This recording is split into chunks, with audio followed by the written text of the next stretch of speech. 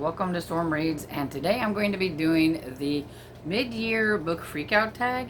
This is a tag that I enjoy doing every year. It's just a lot of fun to see what books have been my favorite, disappointed ones, and things like that. Kind of just see where I am during the middle of the year.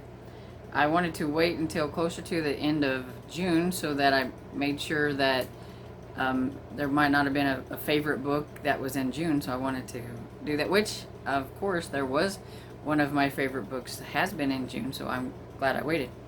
So with that, I'm just going to get into the questions. I don't know who the tag creator is, but I'll look it up and I'll put it down below. The first question is the best book you've read in 2021. And of course, I can't just do one. I have to name off all the books that I love, right? But I've only had 3 5-stars, so that's the ones that I'm going to mention. And so, An Unexpected Peril by Deanna Raybourn is one of my favorites. It's my favorite historical mystery series. It's just a lot of fun. I really like the banter between Veronica Speedwell and Stoker. They're just so fun to read about, and I like being in there with them and trying to solve the mysteries right along with them. It's just great fun, and this is number 6 in the series, and I don't know how many more is going to be in the series, but I'm not looking forward to it ending anytime soon. And then the next one I have is A Curious Incident by Vicky Delaney, and this is also number 6 in the Scottish Bookshop mystery series. And I just enjoy this one. I really like Gemma and her friend Jane, I believe it is, and they're kind of like the Sherlock and Watson of the group.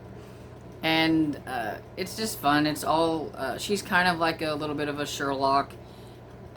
She can see things that other people can't see and put them together and find out who the murderer is.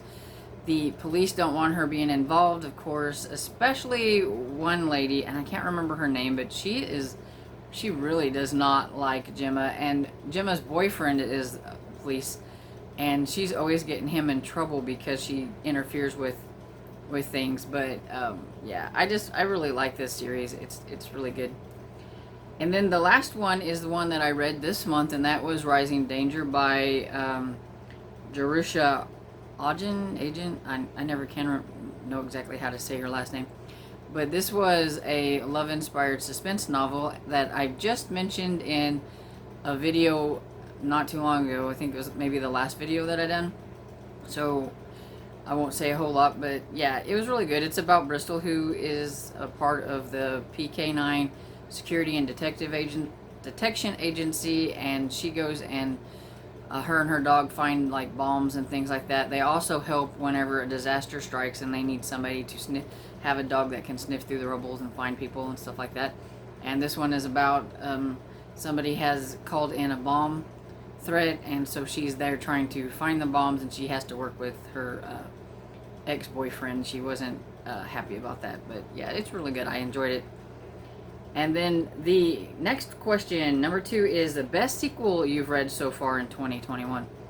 It's really hard because whenever I was looking back at like all the books that I've read this year, and I think it's over like 90 books or whatever that I've read, most of the books that I've read have been sequels to series because I've been doing a lot of cozy mystery series and things like that, and so it was really hard to just like pinpoint a favorite, but I only picked one, and this would be Murder on Waverly Place by Victoria Thompson. It's number 11 in the Gaslight mystery series, and I think the reason I picked this one above all the other ones, and I've actually read several in this series, is because this one involved Sarah's mother.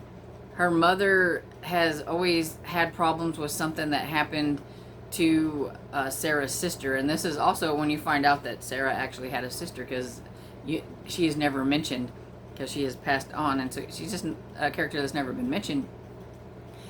And the way she died and everything has weighed heavy on her mother, so she kind of gets conned in to go into like a seance and things to see if she can communicate with her and kind of make herself feel a little bit better about things and apologize or whatever it is. And then, of course, there's a murder happens and everything. So I just thought it was kind of fun because her mother seems so straight laced, and she's like prim and proper society woman. She's because Sarah Brandt's family is rich and everything, even though she works independently on her own as a midwife, because she had been married, but her husband had passed on like 4 years ago, so she does things on her own. And so it was kind of fun, you know, just to kind of see her mother outside of her element and everything, and I thought that was kind of fun. Then the next one is a new release you haven't read yet but want to.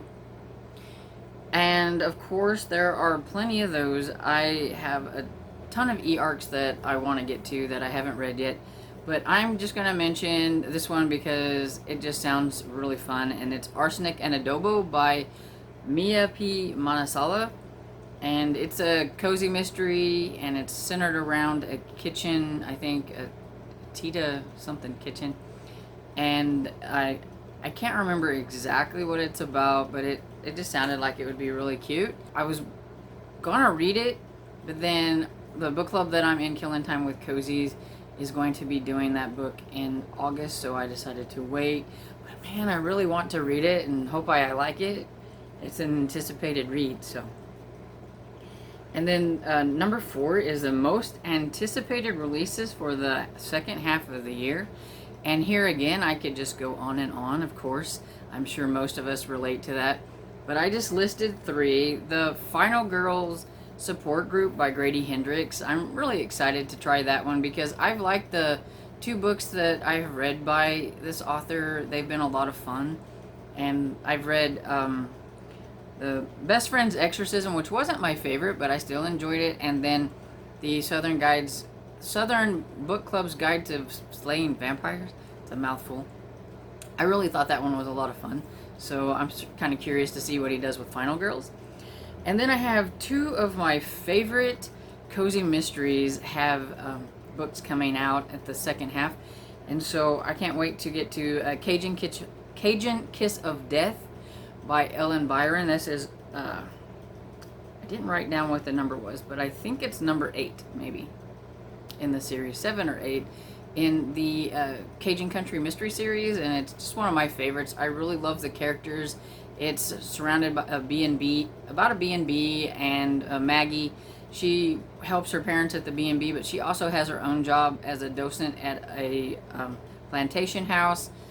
And she also is an artist and does things. So, I mean, she's got several things going on and everything. And it's just a lot of fun. The characters are a lot of fun. And then the next one is Railroad for Murder by J.C. Eaton. And I believe this one is number 8. And it's either 7 or 8. I can't remember. But it's in the Sophie Kimball series, which is so much fun. And I highly recommend the older ladies in this, and the men, there's like seniors of both men and women in this, and they are so fun. Sophie's mother, she's just, sometimes she makes me roll my eyes. She's a little out there, but she's a lot of fun too. And so it's just one of those cozy mystery series that'll make you laugh out loud. So I can't wait for that one. And then number 5 is The Biggest Disappointment. And so I'm going to have to go with Near the Bone by Christina Henry. I gave it 1 star, and I think I've give up on this author unless my friend tells me that she thinks I might enjoy one of her books because she likes her. She'll continue to read her, and like her newest one that's coming out, it's kind of like a Sleepy Hollow, and it sounds so good. But that's the problem with me, is her books always sound so good, and then I end up not liking them. And the last 3 books that I've read by her, I've gave them either a 2-star, and then this one at 1 star. So I'm just thinking that even though her books sound good, they just don't work for me. I don't know what it is, if it's the writing style or what, but they're always just super boring. And this last one, I just didn't like the content in it. It had an abusive husband, horribly abusive. And then the monster, I was thinking it was going to be like a really big monster type of book, and and it wasn't. It was kind of lame, and so yeah. But I want to like her because I absolutely loved The Lost Boys by her. I gave it 5 stars, so it was a favorite. So maybe she's just a one book wonder for me, but yeah, it was kind of disappointing. And then the next one is a biggest surprise, and it took me a little bit because I don't think any of the books really that I've read have been like a super big surprise. But I'm going to go ahead and mention Across the Pond by Joy McCullough. It's a middle grade contemporary, and I'm surprised at how much I have started to enjoy a middle grade contemporary. I thought it wouldn't be something that I would like, but last year I dabbled in it a little bit and found out that I actually kind of enjoyed it. And I enjoyed this author before, and so I had a feeling that I would probably like this, but it was still always surprises me whenever I like a genre that I don't think I'm going to like, and so I just thought I would mention it. This is about a girl whose family takes her to Scotland. She thinks that she can kind of reinvent herself because of some things that happened previously in the United States. That she was there, she was getting picked on, and then things don't go quite according to plan here, and she just kind of learns a lot about herself and accepting herself the way she is and making new friends and things like that, and it was a lot of fun. I enjoyed it. Then the number 7 is a favorite new author, debut or new to you. I think this author is a debut, but if not, I know she is a new to me because I have never read her before. I don't usually pick favorite authors based on one book, but I will say that I am intrigued to read more from this author, and especially in this series. And this is the Pride and Premeditation by Terza Price. I think that's how you say it.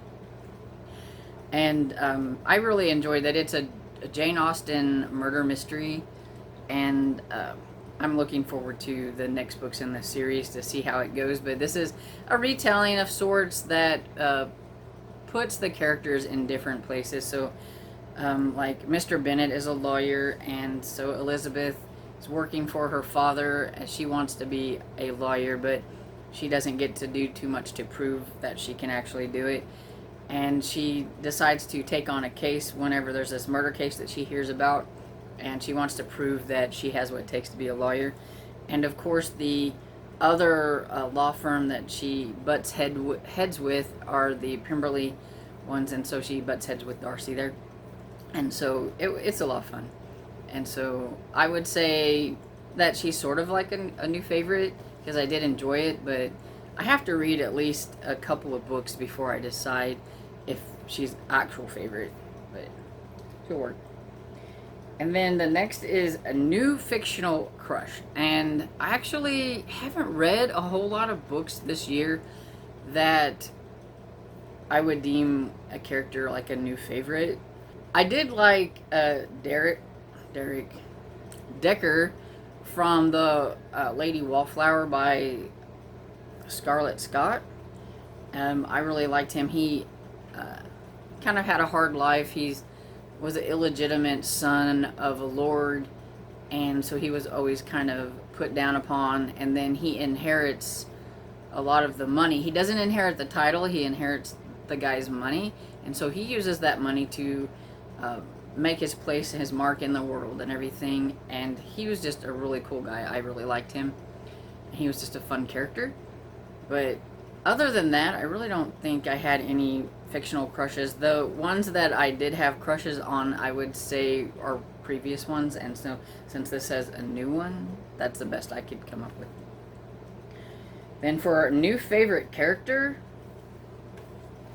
I'm just gonna go with all these cute little characters in The Hedgehog of Oz by Corey Leonardo. Yeah, this is kind of a retelling of The Wizard of Oz with these little characters, and there's Marcel, who is supposed to be like the kind of like a Dorothy character, and then that's Scrappy, I believe is his name, and he was the kind of scarecrow character, and Ingot, who is the Tin Man type character, and then Tuffy here, who is the like Cowardly Lion character. And this is the Wicked Witch type character here.